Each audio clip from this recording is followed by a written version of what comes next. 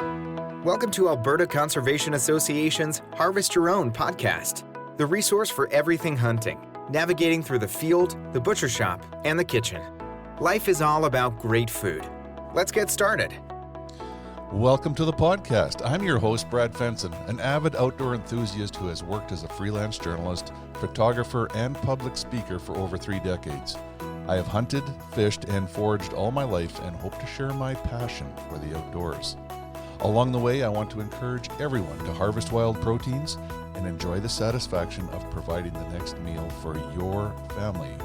Our goal is to educate, entertain, and inspire individuals to get outdoors and create a connection between food, health, and your future meals. Welcome to Harvest Your Own. Today we have a familiar voice on the episode. It is Natalie Semeniuk. Hello. We met down at the Pheasant Tabor Festival last fall, and I remember this huge grin and this lady coming into the tent with a couple big roosters, and like you could not wipe the enthusiasm and happiness off your face. Kind of like how I'm smiling now, just thinking about my glory days at the Tabor Pheasant Festival. Yes, it was a great time, and you were very successful. I was. It's not a singular effort.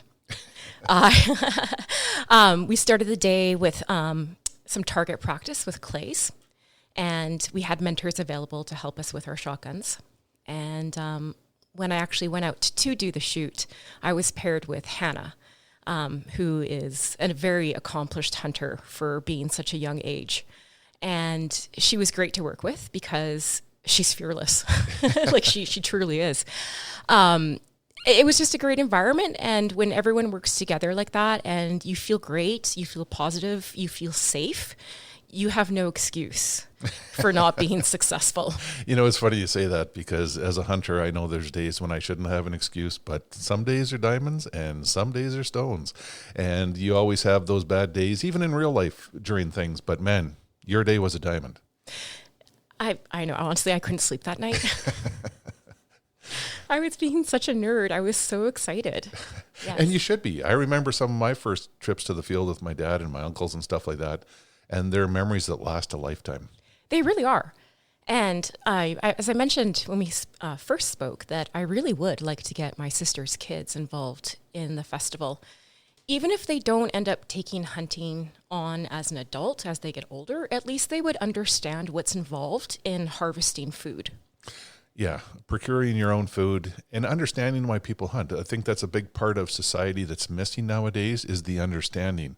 We're so far removed from urban life and the farms and stuff like that that people don't understand that you can harvest your own food and it should be okay. It should be like something that we want to aspire to. So as I point out to people, this is something that humans have been doing for hundreds of thousands of years. And it's what we do now, how we get our food now, like from the grocery store, is weird when you look at the rest of the world or how people have obtained their food in the past.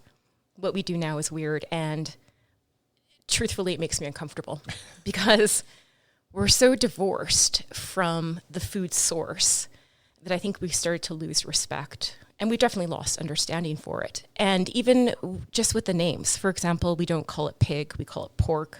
Yeah. We don't call it cow, or, we call it beef. And, you go to the grocery store and it's all trimmed and it's in these tiny little things and it's like packaged in plastic and you have no idea what that animal even looked like when it was alive. No, and I think that's the intent, is to disguise it and take that away from the people that they're marketing to, take that living element out of the equation. I think that's a disservice to everyone. Yeah. When we have dinner here, we have elk or deer. I never thought of it like you said, a pig. Who'd eat a pig, right? Well, we'd eat a moose or a deer or a goose or a pheasant or whatever. Why don't you, we always try to make things more glorified than they really are. Well, that's where the cooking comes in. And not the marketing, but the cooking. How true. Now, you're a bit of a foodie yourself? I'm obsessed with food. I don't eat to live. I live to eat. Nice. So the outdoor lifestyle, wild game, outdoor gathering, collecting, gardening, those are all Like all things I love to do. Yeah. Yes. So how I kind of got into it is also as an aside, as just like a little part-time hobby of mine. I'm actually a level 2 sommelier. And when I started to learn more and more about pairing food and wine together, I realized that some of my favorite wines to drink actually pair incredibly well with wild meat. And I was like, okay. The other thing is I love to cook, and I've been cooking for myself for a very long time. And I'm constantly looking for my next culinary challenge. So I started, with things like fermenting and et cetera, and making things from scratch. But then the next leap, the next challenge for me would actually be to go out and hunt and harvest an animal myself. The other thing too, and I feel like a broken record because I mention this all the time, is I do think it's important to understand where your food comes from. I think it's important to have that connection to your food. Hunting gives you a deeper appreciation for the animal, for the experience, and also for the land, because the land has provided for that animal, and that animal in turn provides for you. Yeah, it's interesting that you say that, because obviously you're here in my shop. We've got all kinds of cues that wildlife is a big part of our life and our diet. And our girls, their favorite meal in the whole world is ducklets. We make duck cutlets, and they know exactly where it comes from, because when I come home with a limit of ducks or even a couple, they're the ones that get a knife and a bowl and want to help me clean them so that they can have ducklets again. And that connection is missing with a lot of people. Well, guaranteed, your kids won't waste. They won't, right? Because Right. they just respect it so much. So level 2 sommelier, what does that mean? So I took the WSET level 2. But in terms of practice, like how I actually use it, is that I pour at things like festivals. So for example, Wine Fest was on the weekend and I was pouring there. Or sometimes I'll do like a guided tasting for people. Or sometimes I'm even just in a liquor store on the weekend giving away free samples and talking to people about wine. So, yeah. The flavors, the body, the textures. I love it all. Yes. So, it's funny because we do different alcohol tastings at events like the Tabor Pheasant Festival, like after all the hunting events are finished. And it's to test your palate or to stimulate your palate or to talk about pairing things. Like when you said you were a level 2 sommelier and you love to pair wines with different wild game, I was like, wow, this sounds like my trip to Argentina where I really discovered Malbec. I also discovered Malbec in Argentina. Right. Yeah, I did a wine bike tour of Mendoza and Nice. absolutely fell in love with Malbec. And actually at that time, Malbec was only being imported to Quebec. It wasn't coming to Alberta. But after that trip, I made some phone calls to some people I know and was like, you need to get this grape up here. What I'm really grateful, though, in the WSET courses is they teach you to objectively taste a wine. This is good because even if you are consuming a wine that maybe isn't to your liking, you can still objectively determine whether or not it's a good wine, whether or not it's a well-made wine. But what I did notice is that as I got better at tasting wine, I inadvertently became better at tasting food. And when I started to consume commercially produced foods, I started to notice tastes that I really didn't like. And I could pick out the additives. I honestly was able to detect all those things. And I just said, life's short and this isn't good for me. And I started making everything from scratch, like almost to an obsessive compulsive, painful degree. I make everything from scratch. The commercial food industry hasn't done us any favors. It hasn't. They've sold us foods that have been manipulated and aren't good for us. And I think we should really push back. Every time I make something from scratch, or anytime I go hunting, I feel like I am rebelling against this horrible food industry that's making us sick. It's interesting you say that because I've noticed more and more of that on social media where they're talking about you are what you eat, read the labels, pay attention to the different trans fats, the additives, what the number one ingredients are, what the additives are, what the preservatives are. I grew up, we never read the labels. You never had to. No, but it's really coming paramount in our diet to know what we're putting in our bodies. And I think that's the one thing I like about wild game the most is I consider it the original organic. Yeah, that's what I say too. It's not certified, but also you can be confident in knowing that animal had a good life. Right. That's huge. That is huge. So I don't like the idea that my consumption would set up a system to give animals poor life. That doesn't work for me. I want the animal to be happy. Happy animals taste better. Right. That's a good concept. I like to think it is. Yeah. Now, I really like this food pairing and tasting thing because we started with the wine. I had to get you to explain what it is, how you got into it, the advantages, and then how it offsets into other things in your life, like your diet, and especially wild game, because you can taste the difference between a pheasant or a barn-raised chicken. Absolutely. Or a yard-raised chicken. Absolutely. So actually, when I brought my pheasants home and started to cook them up, people, like my friends, they were interested. They were definitely like open to trying it. But I did get asked, like, what does it taste like? And I explained that pheasant tastes like what chicken wishes it tasted like, right? It's like a better tasting chicken. Yep. Yeah, the more colorful chicken in many ways. Definitely. Well, it has those gorgeous feathers. Right. So, I should show you on my phone when we're done with this. But I made a lot of crafts with the feathers from the pheasants. I made headbands for my nieces, and I made Christmas ornaments for my nephew. Nice. I remember the day at the Pheasant Festival when we met because you cleaned your own birds and you wanted to use everything. You saved the necks, the legs, the heart, the gizzard, anything you could take home, and you were already talking about different meals. Oh, I'm going to make this into and this is going to be over here, and I'm going to have my friends over and make this. And I get to relive it because today you brought some leftovers from last night, which I made bastilla, and for those unfamiliar, it's a Moroccan dish. It's like a Moroccan comfort food, but basically it's a pigeon pie. That's how they make it in Morocco. You can find recipes online that have been adopted to use chicken. But given that this dish was originally intended for wild meat, I used pheasant. And so it was for a dinner party last night. So I made this beautiful pheasant pie with all these like gorgeous aromatic spices. And we paired it with a 2013 Amarone. And for those unfamiliar, 2013 was a standout year for Amarone.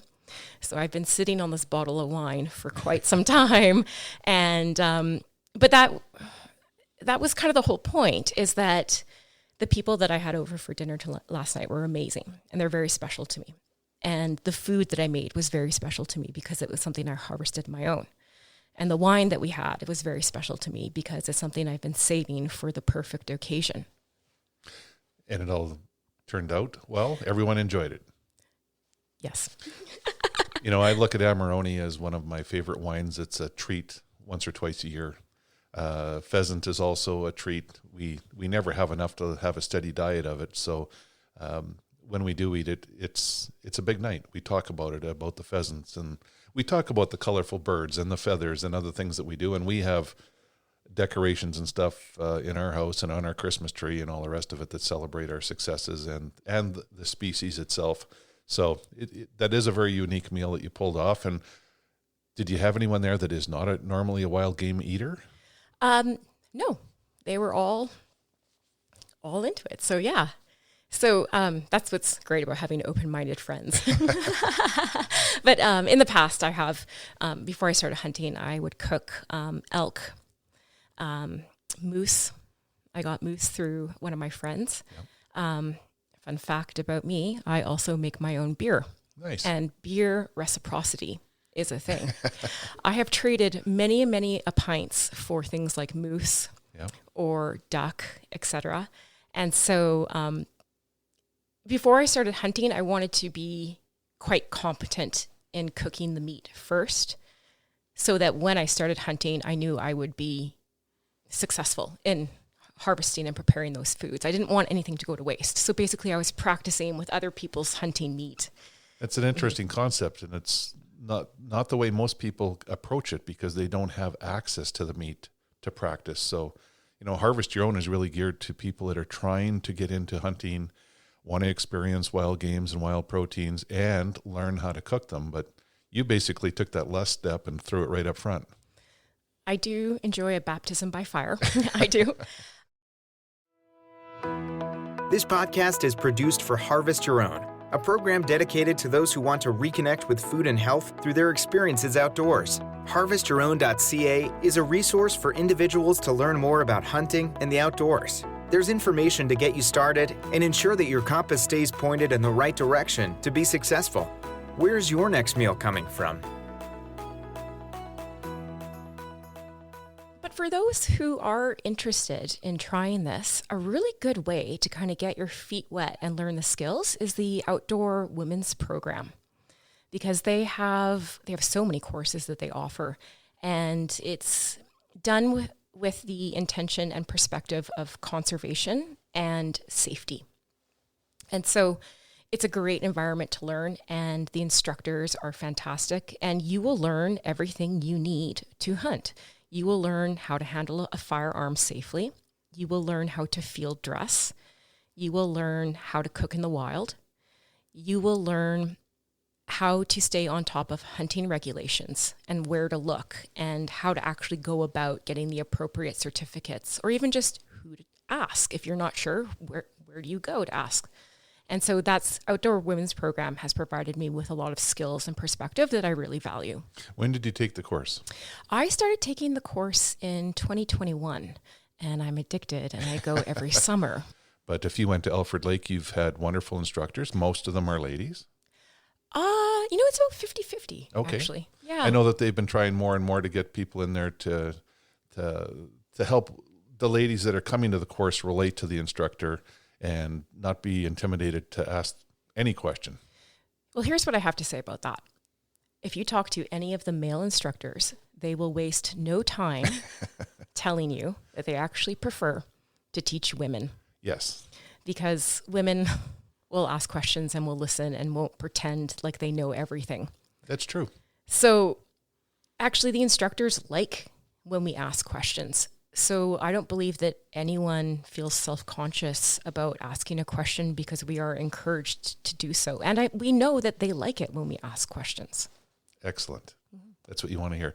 So you've gone back several years because you cannot digest everything in one. No, absolutely not. And I've even heard some people say you have to go for several years before you can work your way through all the courses, because there's so many, you couldn't do them all in one go. Right. You can take a course on how to set up a tree stand and use it properly for hunting. I did do that. There is a survival night. I've done it once. I'd actually like to do it again. But you kind of do a bit of a survival situation. You take a pack with you and you throw in your pack what you would for like a day hike.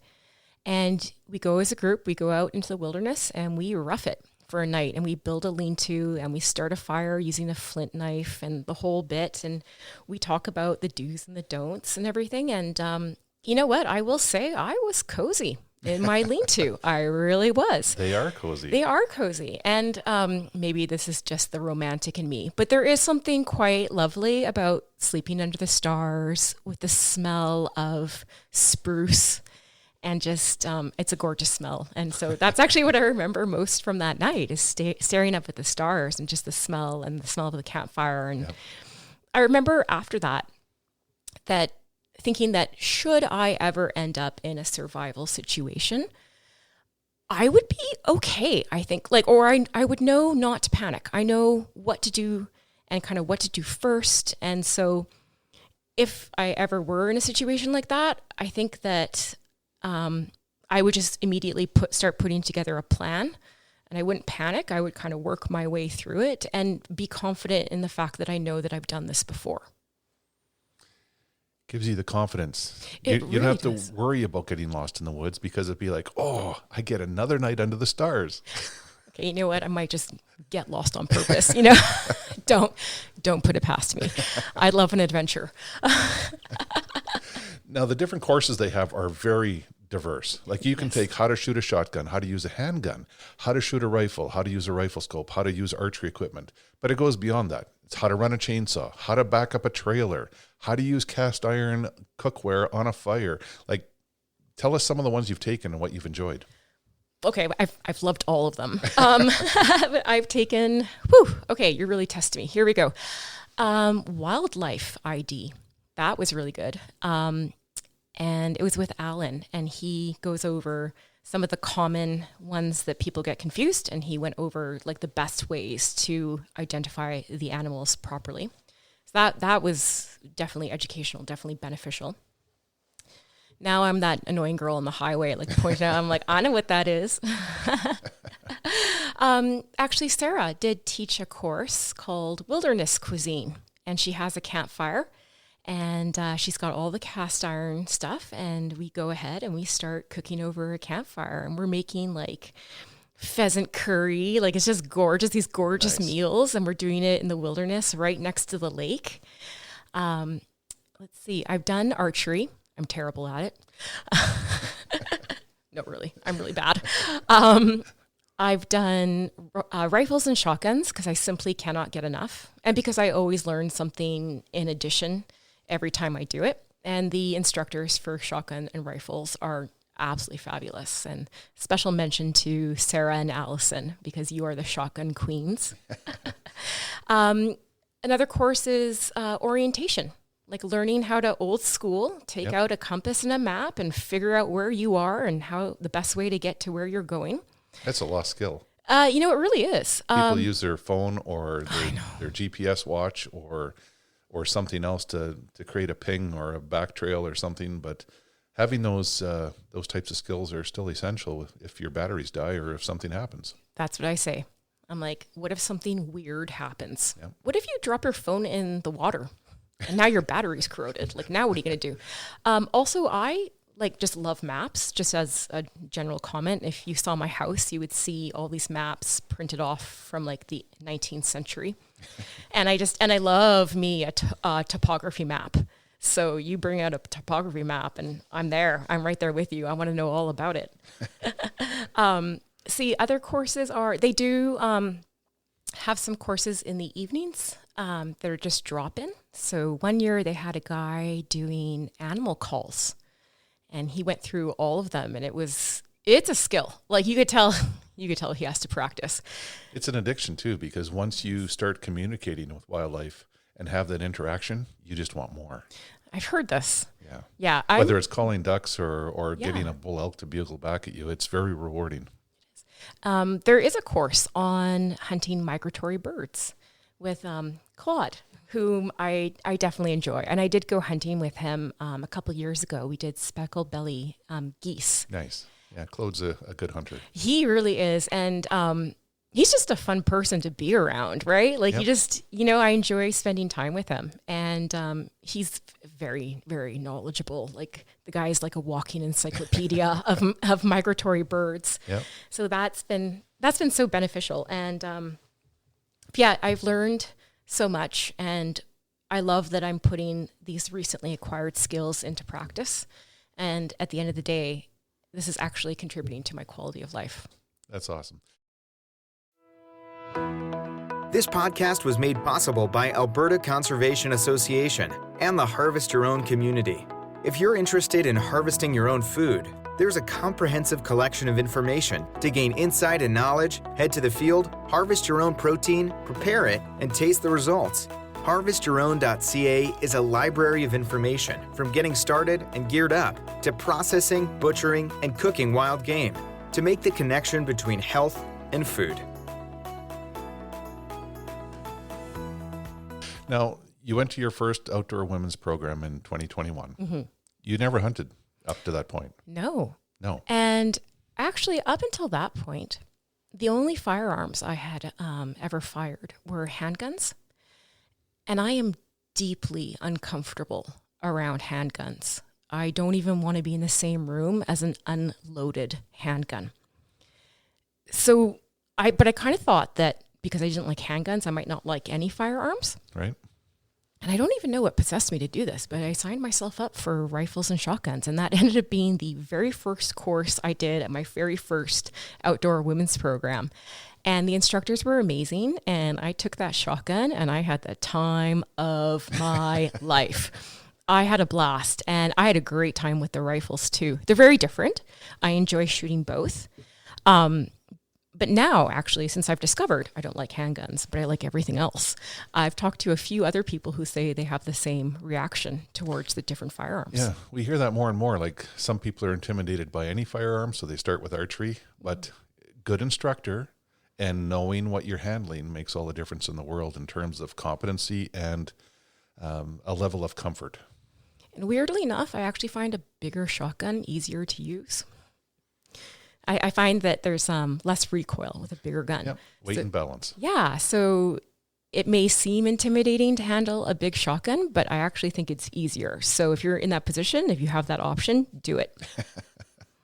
So you went to the Outdoor Women's Program. You met Sarah, who we've also had on Harvest Your Own because she's amazing. She's a goddess. Right? Yes. And is that where your inspiration for hunting came from? Kind of before I met Sarah. So I used to play rugby, and one of my rugby mates now works for Alberta Fish and Wildlife. And so you can't work there without hunting. So she started hunting like right off the hop and doing duck hunting. And I always wanted to go hunting with her, but our schedules never lined up. It just never worked. So finally I accepted I would have to kind of go out and pursue this on my own. Sorry, I actually forgot your question. Oh, wait, how you got inspired to start hunting? Oh, right. Yeah. So my friend at Fish and Wildlife, seeing someone who was my age and someone I've known for a long time being able to be competent and be successful in hunting, I was like, yeah, I can do this. Yeah. So what was your first hunt? So that was the speckled belly goose hunting. And when was it? So that was, it was Thanksgiving weekend, 2021. 21, okay. Yeah. So 3 years ago? 2 falls ago, yeah, basically. 2 falls ago. Nice. Yes. And you got out with Claude, and were you successful? I was terrible. No, I was. Like, truthfully. I'm kind of embarrassed, actually, how I shot that day. I always like to think of when I'm starting, those who make the most noise win. So you can only hit things by practicing. So make lots of noise and keep trying. This is true. But everyone else I was hunting with was successful, and they graciously gave me some. And I went straight to work. You bet I did. I had a couple of breasts. I turned those into prosciutto. Nice. Merry Christmas. Yeah. And then I had a whole bird that I brined and then I roasted, and I did that for Christmas. The Christmas goose, it's very traditional. Yes, it is. And very flavorful. Yes, it is. And so for the wine nerds out there, I paired it with an Okanagan Cabernet Franc, and I chose that grape varietal because Cabernet Franc has some herbaceous notes to it. And I find these wild birds almost have a bit of a herbaceous note to them, which makes sense when you consider what they're eating. So to me, a Cabernet Franc with a wild bird is just like a natural pairing. Yeah. It's an interesting concept. The old trappers in Alberta that I know, their families used to raise kids in the cabin in the wilderness, and they used to call things like the rough grouse a medicine bird because of the herbs and berries it ate. It had medicinal properties that can get you through a flu bug or a cold, and if somebody was sick, they would harvest a rough grouse and make soup. I love this concept of food as medicine. I really do. Coffee is medicine, right? Bread is medicine. But I love this idea of if you just eat well, you won't need pharmaceuticals. Take care of yourself. Right? Take care of your food will take care of you. Yeah. So it sounds like you made the most of the waterfowl you took home. I don't waste anything. I know that. I saw you at the Pheasant Festival, like I said, and you inspired me to look up more recipes to use the hearts, livers, and gizzards and everything else. The mousseline. I did do that again this year for a potluck in December, the mousseline. That is a fabulous dish. I like the challenge of being like looking at kind of like the byproducts and being like, what can I do with this, right? And what I did with the feet was I dehydrated them and then I gave them to my sister's dog. Right, which works well. I have some buddies that smoke goose legs and feet and use those for their dogs. They dry them out and they're very crunchy when they go through them, but they love them. Yes, they do. Yeah. Yeah. So you've done the waterfowl hunt. We talked about Tabor and the pheasant hunt. Was that your second hunt? Yes, that was my second. And then 2 weeks after Tabor, I went out pheasant hunting again because, as I mentioned in my first interview, hunting is very addictive. So 2 weeks later, I'm back out there again. And Sarah had organized a mentored hunt. And so there ended up being 10 female hunters. And we had 2 dog handlers, and then we had hunting mentors to come with us. We broke up into 2 groups, and one group went with the flushers, and the other group went with the pointers. And then at lunch we switched, so you got to experience both. And they're a different kind of hunting, depending on A very different experience. they are. So for those unfamiliar, pointers is referred to as like gentleman hunting because you can just be chatting away with your friend and the dog will just be like locked on the bird and isn't moving, and you can like finish your chat and then go hunt the bird. It's very controlled. It is extremely controlled, yes. Whereas with flushers, like you're practically running. Like you're trying to keep up to those dogs. Those dogs are running around. They're having the time of their life, and you're just trying to keep up. And you have to keep your wits about you and stay focused the entire time because you don't know when that flush is going to occur. Exactly, you don't. And you watch the handler because the handler knows the dog. So the handler will understand when the dog has got something. When he gets birdie. When he gets a birdie. They all look birdie to me, so I don't know how they tell. But anyway, the handler knows better. So instead of really watching the dog, you kind of watch the handler because they'll tell you when to get ready. But it's you're right about the focus. And that's something I really actually enjoy about hunting, or even just target practice, like shooting clays or what have you. You're so focused on what you're doing, you don't have the mental capacity to think about anything else. So I actually find anything with firearms, and I find hunting to be quite meditative. Yeah, I do in many ways too. Like just the entire experience is what I call it. I tell people it's very addictive. Once you experience it, it's a shot of dopamine to your system that makes you go, I want more of that. I'm nodding my head rather emphatically. I couldn't agree more. It sounds like you've had a great start to your hunting career, and we can attribute that to wonderful programs from AHEIA and great mentors within our hunting community. It's such a positive environment, and everyone's so supportive of each other, and everyone wants each other to do well. That, how is that not addictive? Like, right? Plus, ultimately, at the end, there's food. Yeah, right. Yeah, I always see that's the biggest bonus of all. 100%. Yeah. What's next? Well, I've been thinking about it. And I do have a deep love for birds, so I would like to continue with that. I am interested in trying deer. And I say this with a bit of an asterisk next to that. So I have eaten venison through various parts of the world, and I've enjoyed it thoroughly. For some reason, I don't seem to like the venison here. However, that may be indicative of how the animal was handled. Yeah. So I would like the opportunity to go out and do it myself. And then almost as an experiment, if I do it myself and cross my fingers, I do it properly. And whether or not I like the deer at the end of then I have a better understanding of my preferences. But I think I would like the opportunity to hunt a deer myself, harvest it, field dress it, the whole thing, cook it myself, and then really decide whether or not it's a food I like to eat. Yeah. And it's interesting because you go different places in the world and people really embrace. Some people call it gamey, some people call it venison, or some refer to it as the extra flavors from the wild. But venison can have a lot of different flavors depending on what they're eating, where they are, how they're handled, how quickly they're cooled down. And I even find how we process them. If you cut through a bone, through the marrow, don't trim as much fat off, it increases that extra flavor that can be offsetting to some people.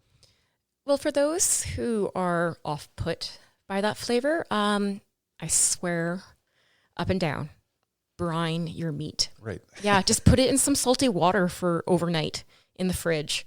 And the other thing with wild meat is that because it's so lean, it does have that potential to dry out so quickly.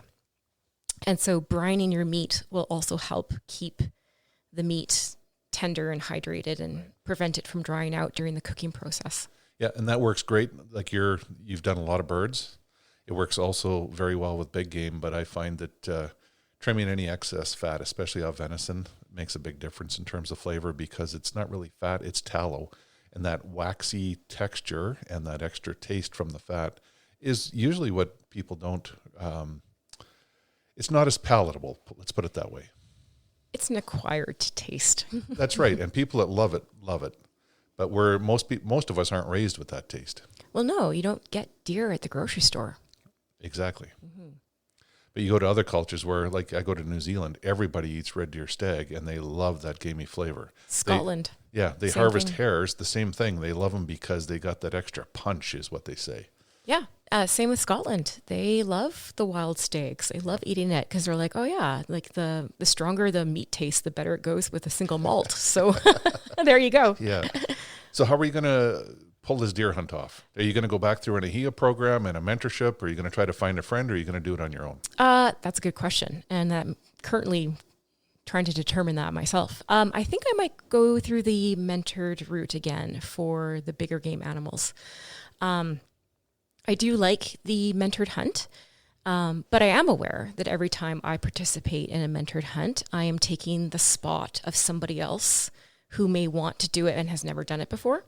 So I don't want to overuse the mentored hunt opportunities. I'm aware that at some point in the near future, I'm going to have to make my own hunting friends.